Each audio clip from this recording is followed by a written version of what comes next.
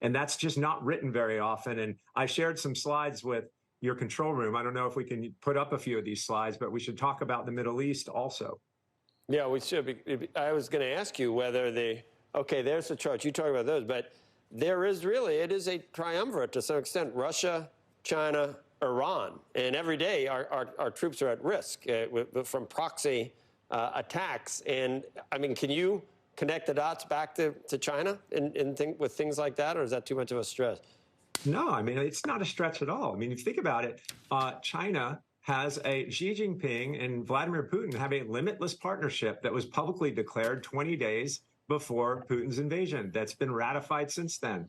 The charts that we have up right now, really important to focus on, because you have a scenario also where the U.S., everything in the world is priced in dollars, whether you look at cross-border settlements in dollars or whether you look at pricing, everything is priced in dollars. When the U.S. Fed and the U.S. administration prints as much money and spends as much money as we just did, this year we're going to spend $6 trillion on the government level, and we only have $4 trillion of receipts.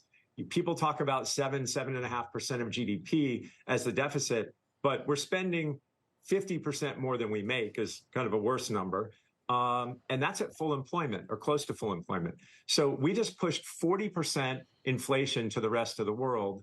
And the rest of the world has a negative, call it, reaction to that kind of inflation. So whether you're looking at Egypt or you're looking at Turkey or you're looking at Lebanon, they have hyperinflated their currencies away, largely due to the fact that they couldn't handle the inflation that we pushed to the world. So the social fabric of the world is tearing because the financial architecture of the world is broken.